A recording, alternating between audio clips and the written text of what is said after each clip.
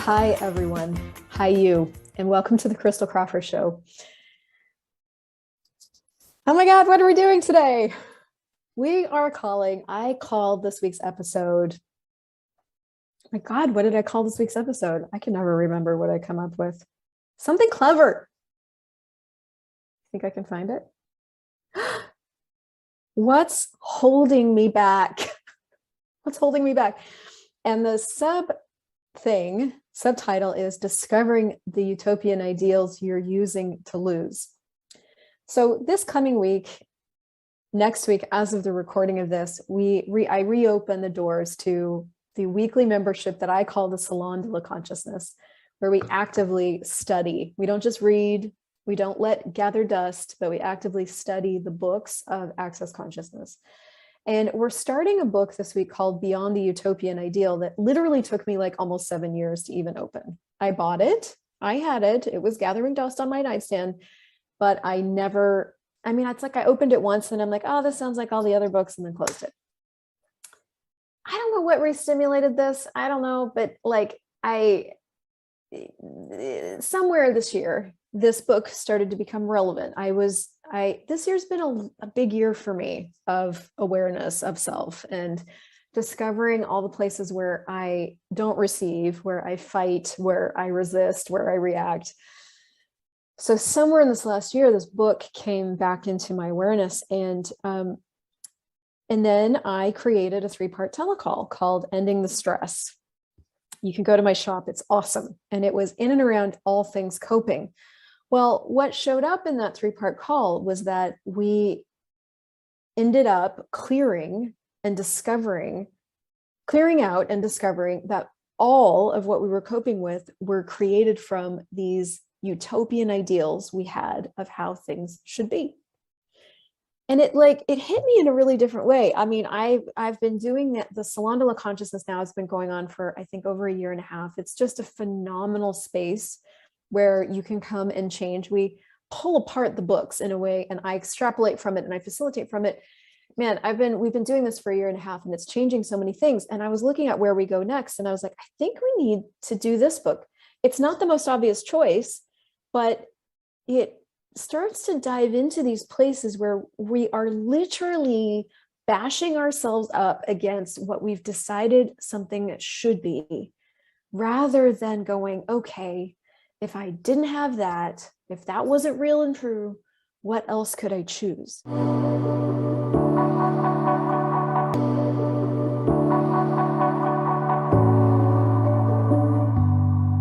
So I wanted to dive into this with you today. A utopian ideal is what you use to judge yourself. It's the ideal scene that you think something should be, period. And they are everywhere. They're everywhere. It's like family is a utopian ideal. Society is a utopian ideal. Every single political system, capitalism, democracy, communism, socialism, etc., are utopian ideals. The hippie communes in the US were utopian ideals. Religion is a utopian ideal. There's so many on a macro, and then there's so many on the micro. In fact, like, for example, I was just I did a free call on A Taste of Salon, which you can come check out. It's crystaljoycrawford.com/A Taste of Salon. You can download it. And in this call, as you'll hear when you listen to it, there's this amazing woman who was like talking to me about like her struggle with money. And I said, well, what's your ideal scene of how money should be showing up for you? And she was like, it should just come into my bank account as if by magic.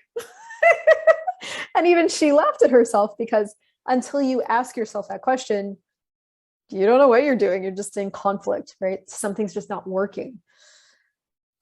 There, we discovered her ideal scene. I was like, is that ideal scene creating more money in your bank account? And she was like, no, which is always the way of it. It never creates more money in your bank account. It doesn't do the thing that you think it's supposed to do. And then we got to look at, okay, so if you let go of your ideal scene, would you have access to more power, more choice, more possibilities? Yes or no? And so the tool that we used was all the ideals. Let's see, what ideal scene are you avoiding or defending that keeps this no money in existence? So basically all the points of view that you're defending or avoiding that keep that ideal scene in existence, destroy it and create it. And then use the clearing statement: right, wrong, good, bad, pod, poc, all nine shorts, boys, povids, and beyonds. You can go to theclearingstatement.com if you don't know what that is. And of course, that creates so much change. You know, there was another person on the call who I've been working with for almost 3 years, and she's beautiful, she's brilliant. And for the last however many years, she's consistently and constantly judged her skin. She studied to be an esthetician. She has a skin business. She sells skin enhancement tools. From her point of view, the ideal scene of her skin is that because she is this and does this in the world, her skin should be perfect, and it's not. So she uses that as a reason to not show up in the world, because how can I show up? I don't match the ideal that I've decided I should be, and so therefore I can't. And this is where even with the money example, like the ideal is that this should be happening and it's not. I don't know what to do is where we go with that. So every single ideal that you have, every utopian ideal that you have about how things should be, about how you should be, about how your body should be, your skin should be, your partner should be, your relationship should be, it only sets you up to lose. And this is why I think this is such an important fucking conversation, because why are we doing that to ourselves? And it's so unconscious for most of us. Like, it's so unconscious. So here's what I want to invite you to look at.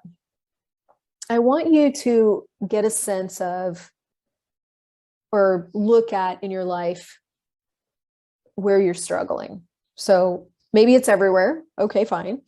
Maybe it's situational or in one area. Like maybe it's you're struggling with money, or you're struggling with your business growing, or you're struggling with your body, or wherever it is you've got conflict, regardless of where the conflict is. What I want you to ask yourself around that thing is, am I doing an ideal scene here? I'm going to give you some examples from my own life where I use this. But first, am I doing an ideal scene here? Yes or no? You want to just get a sense of like, what am I doing? What is this? Am I doing an ideal scene? If you get yes, and I can promise you that if there's conflict, you're basing what's showing up on an ideal, and you're finding what's showing up lacking. Okay, that's just how conflict's created. So it's like we would literally have no problems if we didn't buy into utopian ideals.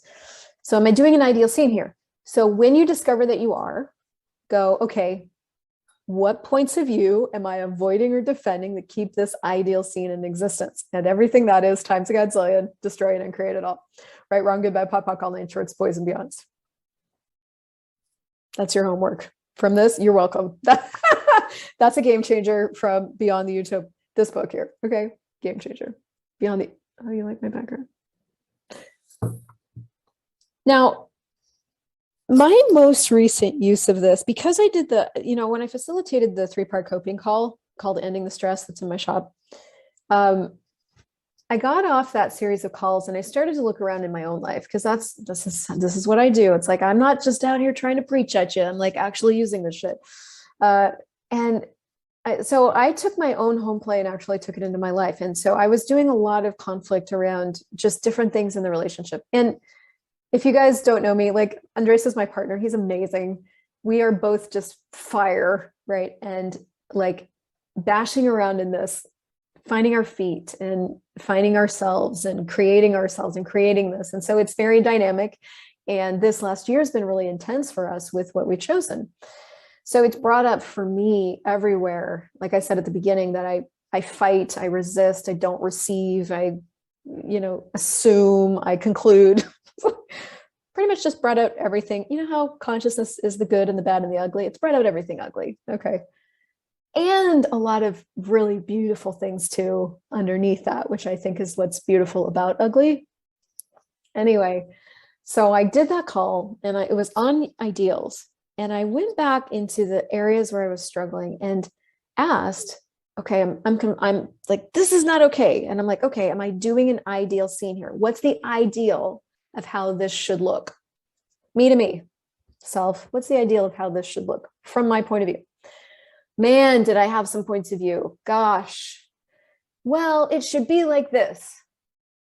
And I have to tell you that a lot of these points of view that I was facing in the last couple of months in the relationship were from way back. Like, I can definitely pinpoint them in my family where I bought these points of view as real and true.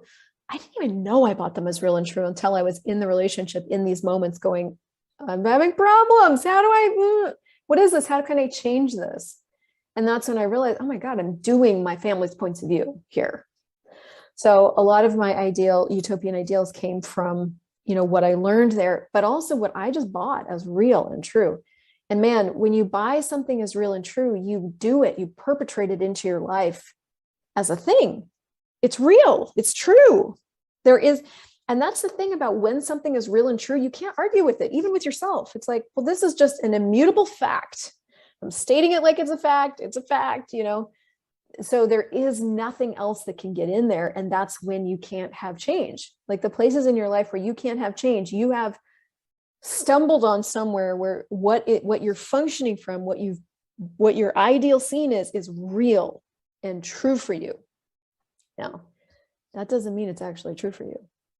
Anything that's actually your reality has malleability to it. So I literally spent the next month like finding the points where I was going to conflict, asking myself if I had an ideal scene here, and I always did 100% of the time, and potting all the things that I was avoiding and defending that held that in existence. It's been incredibly, incredibly dynamic. And so I kind of want to segue over into the next part of this, because one of the things that you might discover that I discovered that I didn't think would be there as you are adventuring into this possibility that maybe you're doing ideals and maybe that's not working is the other possibility that you may or may not actually really be willing to get rid of them or let them go. It's probably more like that. You're not really willing to let them go. It's very similar to when I have conversations about entities, disembodied beings. Like if you have any entities in your world, in your body that maybe you've cleared but are still there, what you got to get is that entities don't hold on to you. You hold on to them. And the same is true of points of view. The same is true of points of view. So if you have an ideal scene, let's just use bodies as an example, because actually this is the one that's really been coming up for me a lot. I would say I'm still choosing ideal scene with body, the way bodies should look. Now I can sense that this is changing in my world, mostly because I'm becoming willing to let it go, but not quite. But it's like one of these areas where it's like super easy to do it. And like everybody's doing it. Everybody's doing the ideal scene of what bodies should look like, especially girl bodies, probably guy bodies too, but let's just talk about women for a second. And so what I recognized as I was like this last month and I was, getting present with all this stuff, what I recognized most especially with like my ideal scene of bodies is that I wasn't even willing to face it. I wasn't even willing to look at it as a construct. I wanted it to be real and I wanted it to be true. Now, this is, I think, important to talk about when you're talking about starting to face some of your sacred cows. Like, for some of you, it may be a sacred cow that there isn't, that, the ideal scene of what a body should look like is like, that's sacred. We don't look at that. We don't touch that. That's just what it is. Or the ideal scene of like, I don't even know, sexual behavior in a relationship, for example. We don't look at that. We don't talk about it. Those are non-negotiable. Those are facts. I'm not even going to allow the faintest whisper of interesting point of view in their presence because I am having those as real and true. You're going to discover that stuff in your world. So let's just say you stumble on something that you just are like not even willing to expose to the possibility that it is just an ideal and not real. Feelings, for example. I find this with a lot of people, and even for myself sometimes, like, what do you mean my feelings aren't real and true? They're there. I can feel them. Like I'm doing them. This person did that thing to me and I feel this way. Like feelings are based on utopian ideals of how things should be. And then we do the feelings, and then we feel justified in the feelings because our utopian ideal is real and it's true, right? That's a lot of people's sacred cow. So if in this discovery process, if this is all at all interesting to you to find out where you're losing all the time, by the way, you're creating your own loss here, which is why I'm bringing this up. If when you look at it and you're like, oh, am I doing an ideal scene? And you get yes, and you're like, oh, but I'm not willing to let that one go. Then I have a tool for you. You can just ask, what would it take to be willing? Only if you want to. Only if you would really like to render yourself more malleable and more flexible and more functional. I do get how sometimes, because I do this in some things, I do get how sometimes it's a greater gift to be non-functional in whatever way that is, right? Sometimes I've just been like, I don't fucking care if I'm functional. I'm keeping this point of view, like, don't bother me with the tools of consciousness and freedom. I'm busy being right, and I'm going to stay there until I'm done. That's okay too. Consciousness includes everything, including rightness. It's just helpful to know that's what you're doing. That's all. You want to just make what you're doing conscious. And then keep doing it. Indulge, like have it, indulging in whatever it is you're having is like such a fast pathway to freedom. It's just going the other way, right? So one of it is willingness. The other one is unwillingness, and just letting yourself be unwilling. And that's okay too. So yeah, where am I going with this? I don't even know. What do we call the show? Let me find out. Hold on. What's holding me back? Discovering the utopian ideals you're using to lose. So this is what I wanted to expose to you as we head into this next phase of the Salon membership, which you're so warmly invited to join us. crystaljoycrawford.com/salon.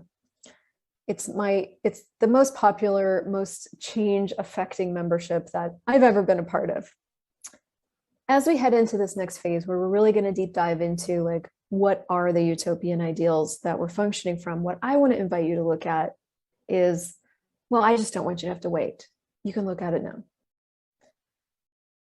Where are you setting yourself up to lose? And what are you basing that on? And there you're going to find an ideal. So if we look at this in business, for example,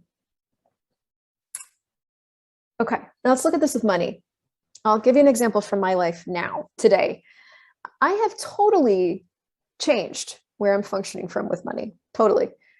The one thing I haven't, so amazing, like I got myself here, like multi-six figures, or like revenue coming in with ease, and like a beautiful team, and like people around the world, like the business is just an amazing, amazing gift. In my own personal world, guess where I've been functioning from for a while? I have enough. Now, you might notice that I have enough is not a question. It's a conclusion with a period at the end. It's stated as if it's a fact. I have enough, as if there could be enough for an infinite being with infinite choice and infinite possibilities, as if enough was a location, a completion. And truly, that is what I'm functioning from. Even as I'm talking about it, I'm like, definitely doing completion here. I've arrived. Dun, dun, dun, dun. Well, guess what happens when you do completion with anything? You stop creating, you stop receiving, things stop growing, nothing actually works. And so I've been really, even today, just looking at that, I'm like, okay, am I doing an ideal scene here? Yes or no? Okay, I get yes. And this is me facilitating myself in real time with this tool I just gave you, okay? So what is that ideal scene? That's interesting, because this one's pretty blank for me. And this may be also what you discover as you're looking at this for yourself, is you might discover these places where you haven't allowed enough consciousness in to be able to access what's there. So I know that when I ask myself a question and I go blank, I have literally blocked myself from knowing this. So here's the tool I'm going to use. Everything that is, and everything that doesn't allow me to have total clarity and ease with this, I destroy and uncreate it all. Right, wrong, good, bad, pod, poc, all nine shorts, boys, povids, and beyonds. So, truth, am I doing an ideal scene with I have enough? Yes or no? Yes. What is that? Now, energetically, I can perceive there's more getting through. Okay. Here's why I want to show you this. You always know what you're doing, but you don't always let yourself know that you know what you're doing. Okay. It doesn't matter what you're doing. If you're doing problems, you always know what you're doing. If you're doing amazing things, you always know what you're doing. You always know, but you might not be letting yourself know. These questions, these access consciousness tools that I am extrapolating from these incredible books are to empower you to know that you know. So I know what I'm doing, but I haven't let myself know that. So what I'm doing right now is I am scraping off the unconsciousness so that I can get to what the ideal scene is that I'm doing just for fun. Everything that is times a godzillion, I destroy and uncreate it all. Right, wrong, good, bad, pod, poc, all nine shorts, boys, and beyonds. Okay, so truth, what's my ideal scene here? And now I can perceive an energy. Like I can perceive more energy there than I could before. And everything that is times a godzillion, right, wrong, good, bad, pod, poc, all nine shorts, boys, and beyonds. Now, here's something else I want to insert here into this process so that you can use this in your life. You don't actually have to really know what your ideal scene is. I'm doing this more just because I want to be entertained by what it is I'm doing. You can just use, well, all the points of view that I'm avoiding or defending that keep the ideal scene in place, right, wrong, good, bad, pod, poc, all nine shorts, boys, and beyonds. Or another way of doing it is all the points of view that I'm avoiding or defending that keep not enough in existence.